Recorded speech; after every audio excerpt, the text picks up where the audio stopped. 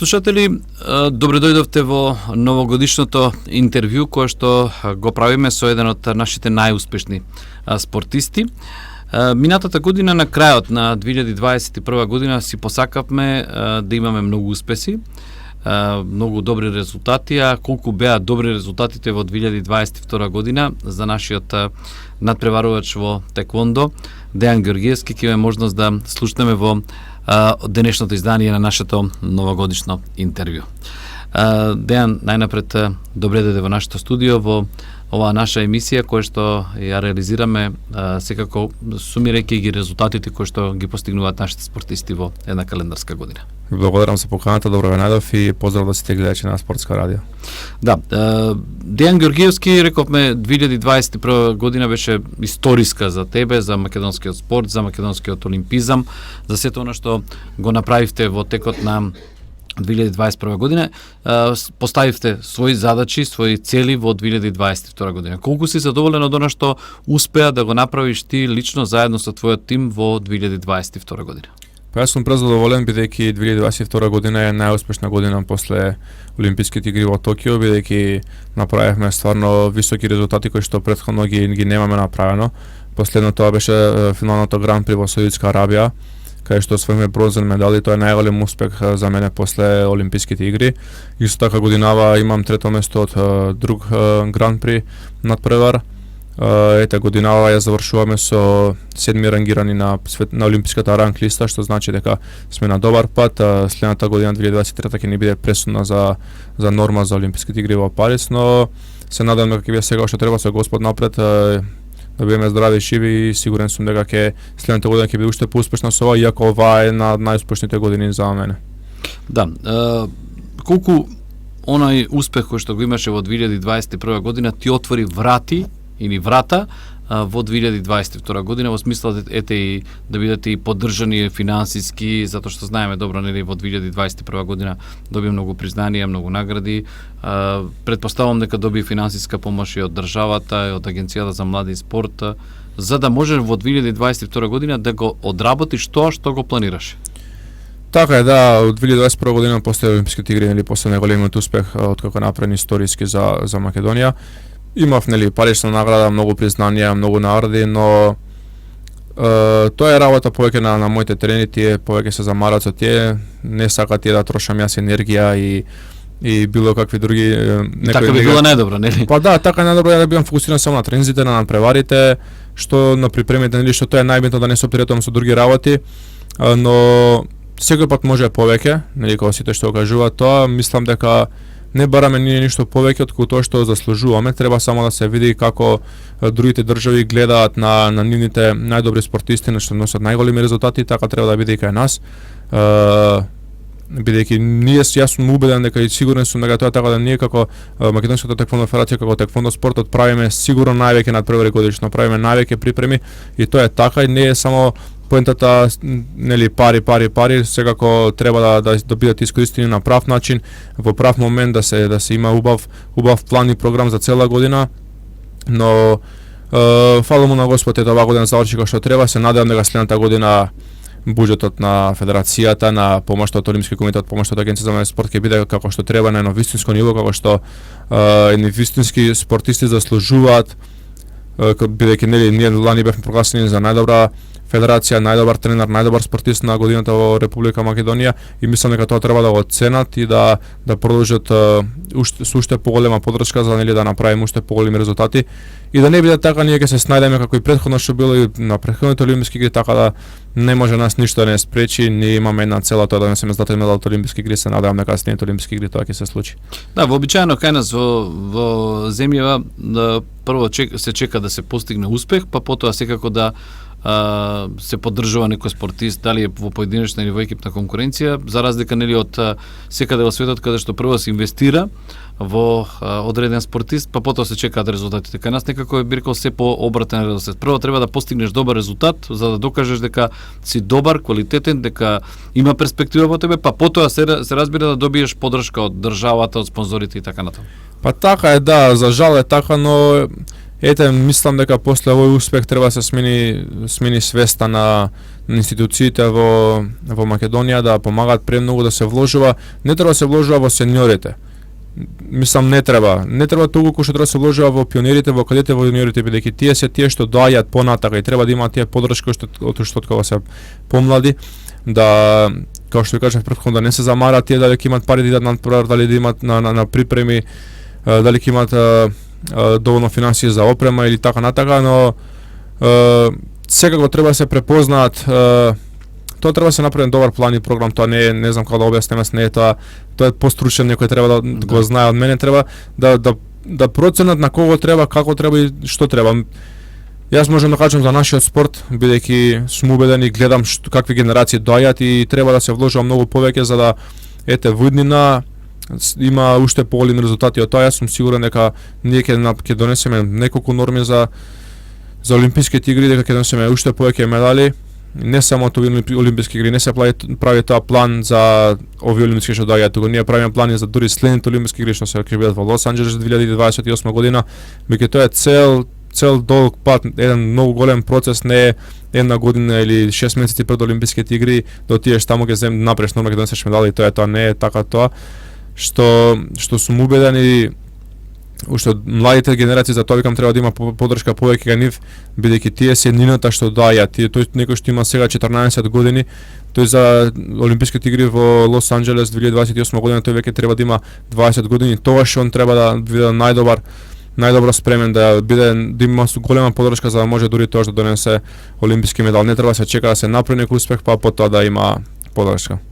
Да, ете твојот успех, твоите резултати кои што ги постигна и рече има млади перспективни надпреварувачи. Дали се чувствуваш како еден би рекол надпреварувач спортист кој што го проби мразот, па сега зад тебе оставаш еден добар бекап кој што треба да го продолжи оно што го работиш ти?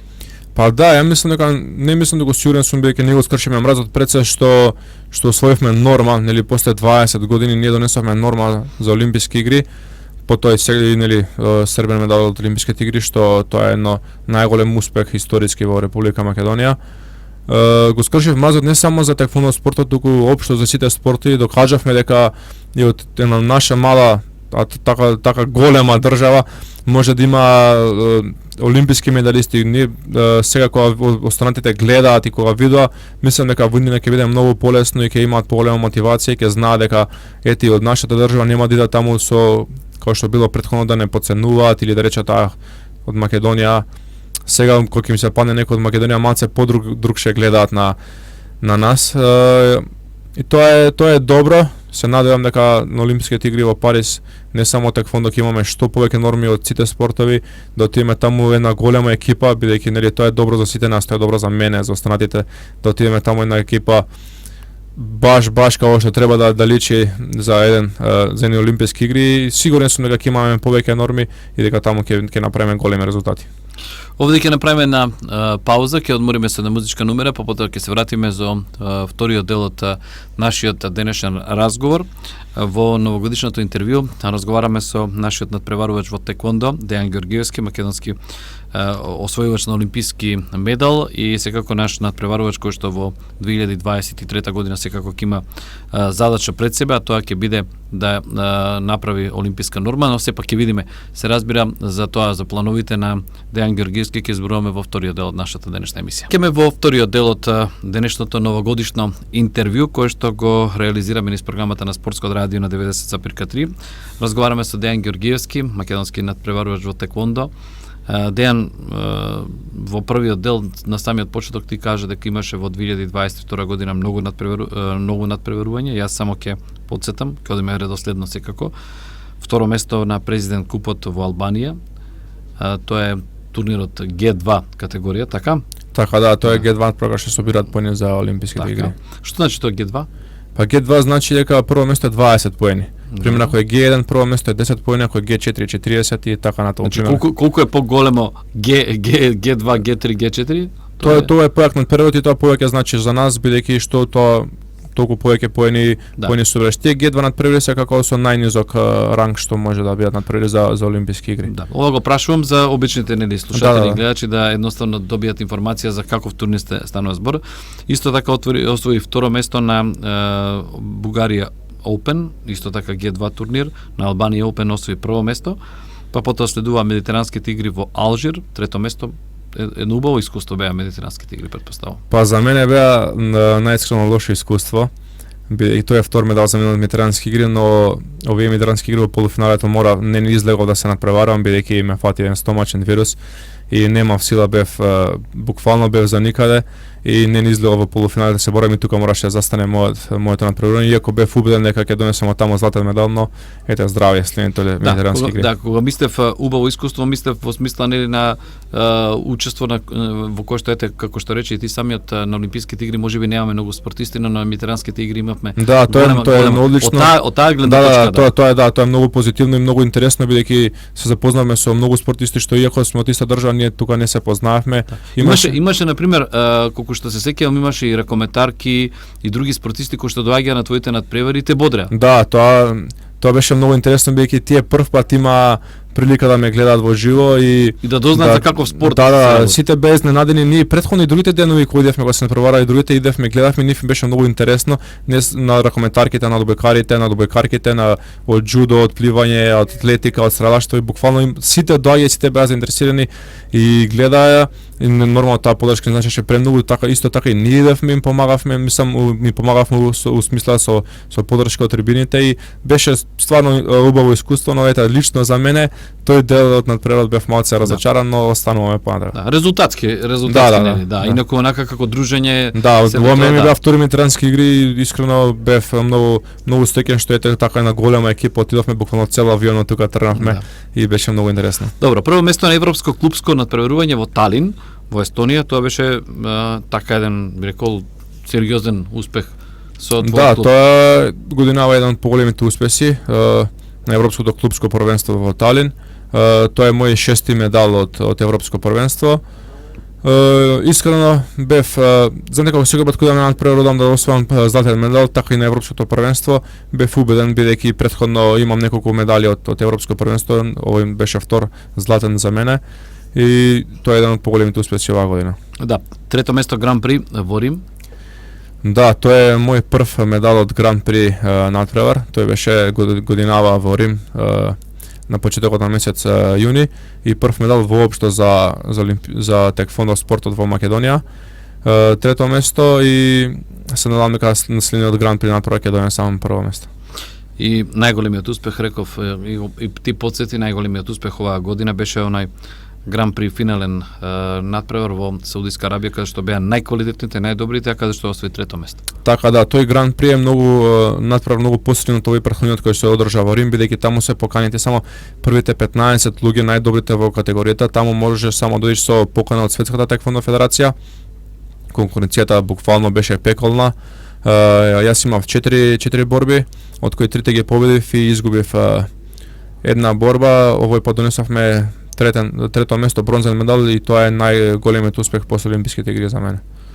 Сега се наметнува прашањето 2023 година. Ќе има ли вака голем список на места каде што ќе се надпреваруваш? Претпоставувам дека планот веќе е направен. Да, пред некој ден излезе календарот од Светската теквондо федерација кој месец каде има надпревари.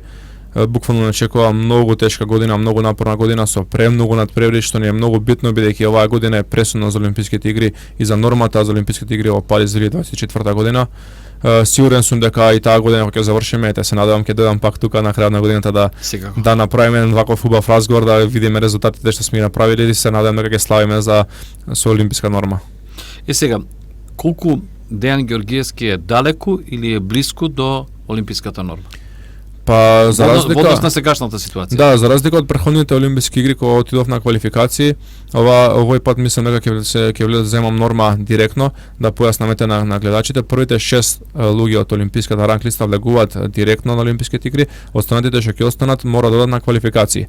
Моментално оваа година завршувам јас 7 пласиран на олимписката ранг листа, но пред мене има двајца бразилци, што значи дека кењот испаѓа бидејќи може да им учества само од една држава еден надпреварувач на олимписките игри и автоматски јас ќе доам на 6-то место, но тоа не мора да значи ништо. Ако остане вака до крајот на годината, ќе ја фатам нормата, но тоа не мора да значи бидејќи со секој надпревар, со секој поен земено може јас да отидам понапред, може да отидам поназад.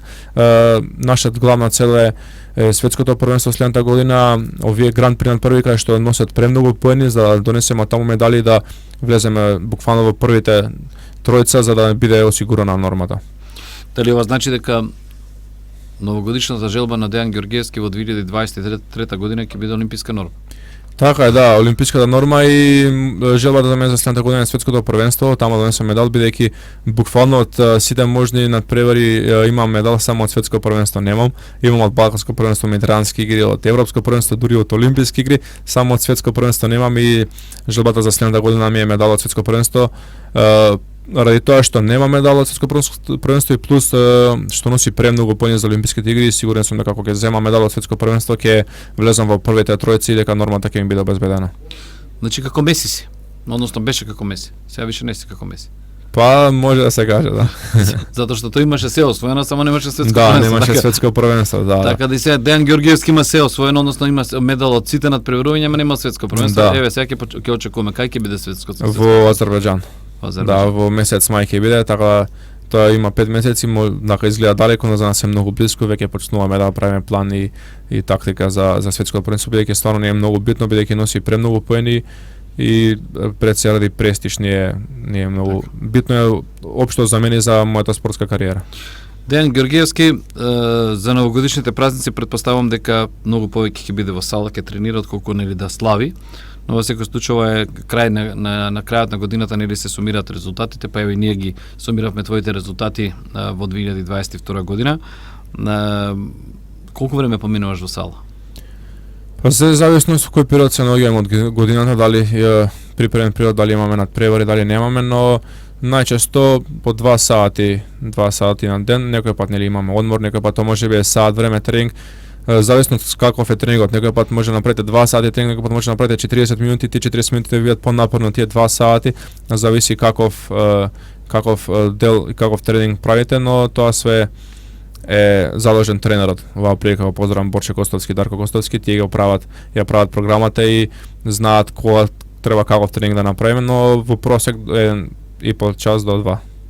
Јас ти благодарам за твоето учество во нашата емисија, во ова новогодишно интервју, во кое што имавме можност да направиме на ретроспектива на тоа што ти го работеше во текот на 2022 година, да секако заеднички посакаме многу успеси во 2023 и се надам дека на крајот, како што рече и ти самиот, на крајот на годината ќе дојдеме, ќе седнеме на истото ова место, ќе правиме разговор во кој што ќе зборуваме за освоена олимписка норма и секако со планови за учество на Олимписките игри во Париз. Ви благодарам јас на поканата и за овој убав разговор. Се надевам дека следната година овој период пак ќе се видиме и заедно ќе ја прославиме нормата за Олимписките игри во Париз и ќе кажеме што имаме во иднина и како ќе бидат подготовките за следните Олимписки игри. Така, почитувани слушатели, ова беше разговорот, новогодишен разговор со нашиот надпреварувач Дејан Ѓорѓиевски во теквондо, македонски олимпиец, човекот кој што очекуваме да го видиме на Олимписките игри во Париз. За тоа да се случи ќе треба секако да има и квалитетни надпревари, добри резултати, но секако и малку и спортска среќа секако во 2023 година.